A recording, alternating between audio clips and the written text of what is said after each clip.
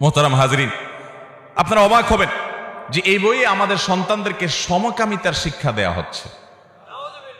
কিভাবে সমকামিতার শিক্ষা দেওয়া হচ্ছে আপনি লক্ষ্য করবেন, ক্লাস 7-এর ইতিহাস ও সামাজিক বিজ্ঞান বইয়ের 51 নম্বর পৃষ্ঠায় শরীফার গল্প নামে একটা গল্প উপস্থাপন করা হয়েছে।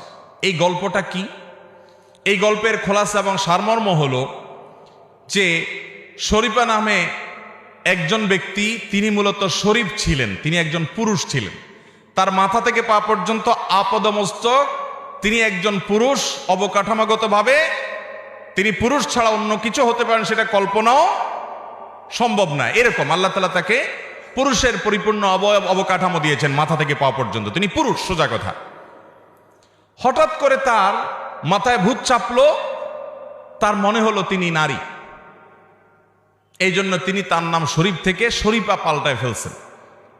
পাল্টায়া এখন তিনি মেয়েদের সাথে মিশেন, মেয়েদের সাথে উঠা বসা করেন। যেহেতু তিনি এখন তথাকথিত মেয়ে হয়ে গেছেন, এখন তিনি বিয়ে করতে গেলে কাকে বিয়ে করবেন? আরেকটা মেয়েকে। মেয়ে হয়ে গেছেন না, এখন বিয়ে করবে একটা ছেলেকে। যেহেতু মেয়ে হয়ে গেছে, এখন বিয়ে করবে একটা। অথচ এই লোকটা ছিল শরীফ, ছেলে। তাহলে এখন একটা ছেলেকে যদি বিয়ে করে তাহলে এটা কি হয়? সমকামিতা হয় কি হয় না? ট্রান্সজেন্ডার, এই ট্রান্সজেন্ডার এই থিওরি এবং এই বিষয়টাকে আমাদের সমাজে, আমাদের কোমলমতি শিশুদের কাছে একটা সহনীয় এবং স্বীকৃত বিষয় পরিণত করার জন্য শরীফার গল্প উপস্থাপন করা হয়েছে। আজ থেকে বেশ অনেক বছর আগে আমেরিকাতে একজন পুরুষ, তিনি এরকম হঠাৎ করে তার মনে হয়েছে তিনি নারী। এটা শুধু মনে হওয়ার ব্যাপার, তার শরীরে কোনো নারীর কোনো আলামত আছে এসব না। তিনি হিজড়া কিংবা তৃতীয় লিঙ্গের মানুষ সেটা কিন্তু না, সেটা কিন্তু ভিন্ন বিষয়। আল্লাহ রাব্বুল আলামিন নারীও সৃষ্টি করেছেন, পুরুষও সৃষ্টি করেছেন। আবার কিছু মানুষ সৃষ্টি করেছেন তাদের শরীরে উভয় লিঙ্গের বিভিন্ন অবকাঠামো আছে, সেটা ভিন্ন বিষয়। এটা কিন্তু সেটা না, এটাকে হিজড়া বল মনে করবেন না। এই ট্রান্সজেন্ডারের ধারণাটা হলো যে কোনো পুরুষ যদি মনে করে একটা সময় আমি নারী, তাহলে সে নারী। সমাজ তাকে বলবে পুরুষ, কিন্তু তিনি আসলে নারী। তিনি নিজেকে কি পরিচিত করতে চান সেটাই বড় কথা। এই জন্য তাকে নারী হিসাবে, তিনি যদি নারী হিসাবে পরিচয় দিতে চান বৈধতা দেওয়া হবে, তিনি নারী। আবার একজন নারী যদি নিজেকে পরিচয় দিতে চান আমি পুরুষ, আমার কাছে মনে হচ্ছে আমি পুরুষ, তাহলে তাকে পুরুষ মনে করতে হবে। মানে এরকম উদ্ভট, এরকম আজগুবি বিষয়গুলো কোথায় গিয়ে ঠেকবে আমরা অনেকে হয়তো চিন্তা করতে পারছি না। এটার শেষ ঠিকানা এবং শেষ গন্তব্য হলো সমকামিতাকে সমর্থন দেওয়া, এটাকে প্রতিষ্ঠিত করা, এটাকে বৈধতা দেওয়া, এটাকে সামাজিকভাবে প্রতিষ্ঠিত করার নামান্তর। এই পুরো আয়োজনটা এটাকে প্রতিষ্ঠিত করার নামান্তর। মোহতারাম হাজরিন, ওই যে বলছিলাম আমেরিকার এক মহিলা, এক পুরুষ, তিনি হঠাৎ তার কাছে মনে হলো তিনি নারী। তখন তিনি নাম পাল্টে, তার পরিচয় পাল্টে তিনি নারী হয়ে গেলেন, ট্রান্সজেন্ডার। এখানে কোনো অপারেশন হয় নাই, কিন্তু কিছুই না, তিনি যা আছেন তাই। তার শরীরে একজন পুরুষের অবকাঠামো সবই আছে, কিন্তু তিনি মনে মনে নিজেকে নারী মনে করছেন, তার কাছে নারী মনে হচ্ছে, তাই তিনি নারী হয়ে গেলেন।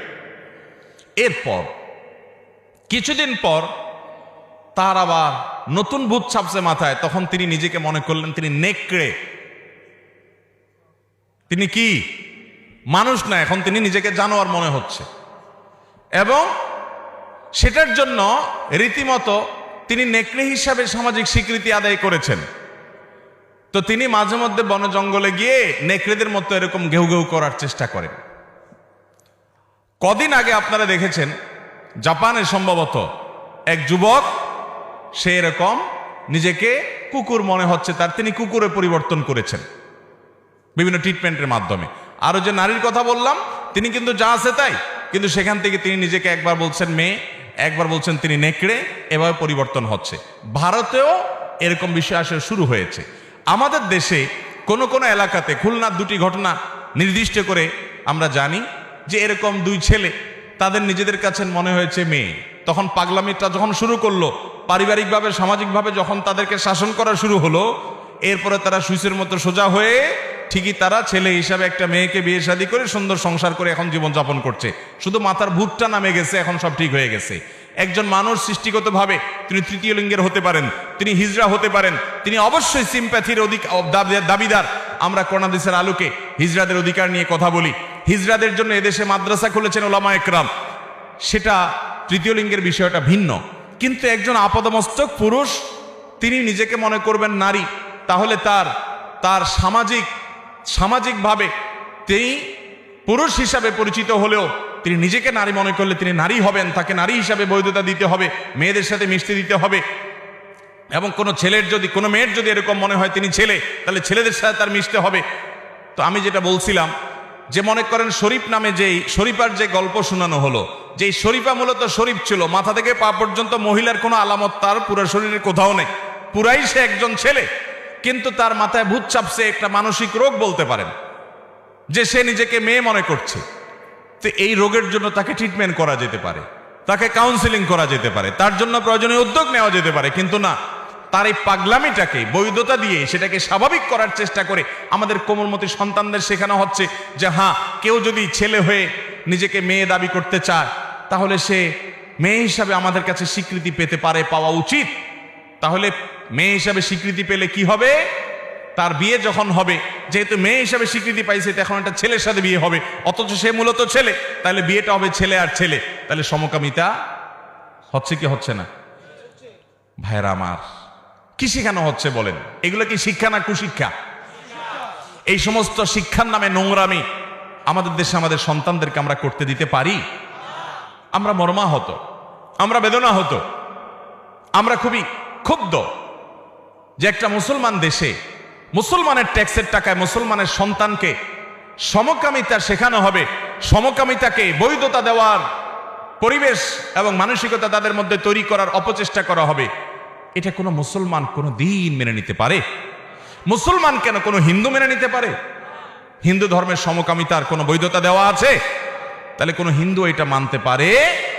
সকল ধর্মপ্রাণ মানুষ এটার বিরুদ্ধে কথা বলা আমাদের প্রয়োজন। আল্লাহ রাব্বুল আলামিন এ সকল ষড়যন্ত্র থেকে আমাদের সন্তানদেরকে রক্ষা করুন।